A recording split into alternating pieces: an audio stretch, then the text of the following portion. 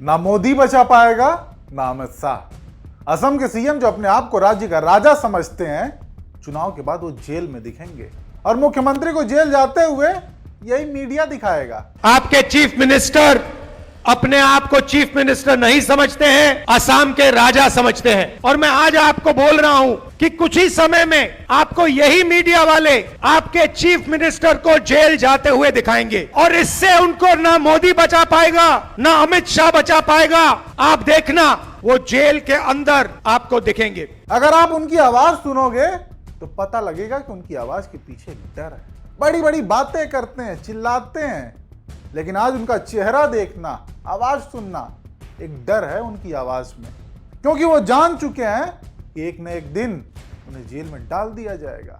वो ये भी जानते हैं कि उन्होंने जो भ्रष्टाचार किया है उसका हिसाब देना ही होगा। मगर अगर आप उनकी आवाज अच्छी तरह सुनोगे, टीवी में अगर आप उनको अच्छी तरह देखोगे, तो आपको पता लगेगा कि आवाज के पीछे डर है। बड़ी बड़ी बातें करते हैं, चिल्लाते हैं, मगर आप आज जाकर टेलीविजन पे उनका चेहरा देखना, उनकी आवाज सुनना और आपको दिखेगा कि उनकी आवाज में, उनके दिल की गहराई में डर है, क्योंकि वो जानते हैं कि एक ना एक दिन कांग्रेस के जो बब्बर शेर हैं उन्हें पकड़ के जेल के अंदर डाल देंगे। वो जानते हैं कि जो उन्होंने भ्रष्टाचार किया है, उनके परिवार ने जो भ्रष्टाचार किया है, कभी ना कभी उसका हिसाब उन्हें असम की जनता को देना पड़ेगा। मैं बिना सोचे समझे नहीं बोलता हूं और आमतौर से मैं जो बोलता हूं वो होता है। असम के मुख्यमंत्री हिमंता बिस्वा शर्मा, जिसके दामन पर भ्रष्टाचार के अनेकों दाग हैं, उनको लेकर राहुल गांधी का यह दावा करना कि चुनाव के बाद असम के सीएम जेल जाएंगे, ये वाकई चौंकाने वाला है। साथ ही यह भी कहा कि हिमंता बिस्वा को जेल जाने से ना मोदी रोक पाएंगे ना अमित शाह। ऐसे में आज हिमंता बिस्वा के भ्रष्टाचार की फाइल खोलते हुए राहुल गांधी की दावों पर विस्तार से बात करेंगे। कांग्रेस की एक बैठक के लिए राहुल गांधी असम दौरे पर थे। इस दौरान चायगांव की एक सभा में राहुल गांधी ने हिमंता बिस्वा को ऐसा आईना दिखाया कि उनकी शाही चमक फीकी पड़ गई। राहुल गांधी ने कहा कि हिमंता बिस्वा शर्मा भारत के सबसे भ्रष्ट मुख्यमंत्री हैं। उनकी आंखों में डर साफ दिखता है, क्योंकि उन्हें पता है कि भ्रष्टाचार का हिसाब देना होगा।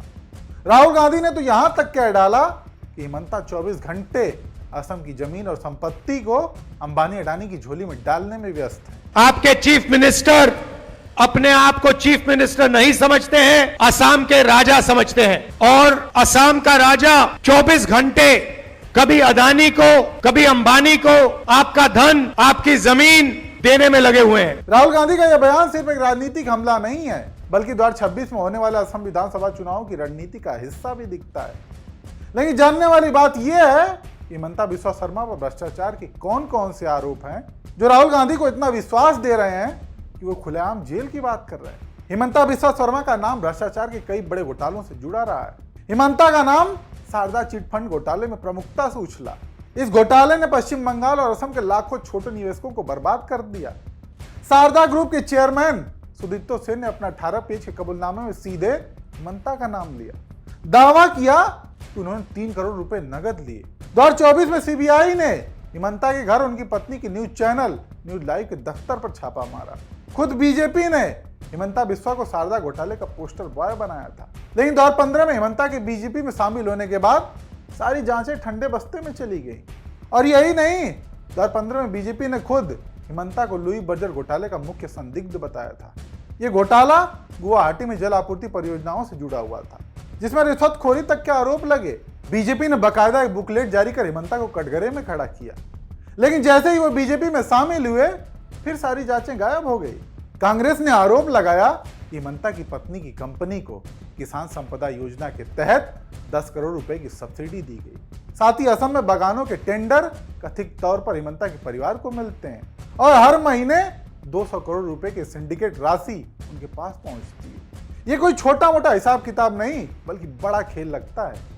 और इन्हीं घोटालों की फहरिस्त को लेकर राहुल गांधी का दावा है कि असम के चुनाव के बाद हिमंता जेल में होंगे। ऐसे में देखना ये होगा कि असम की जनता 2026 में क्या फैसला लेगी। क्या हिमंता का शाही राज कायम रहेगा या जेल की सलाखें उनकी मंजिल होंगे?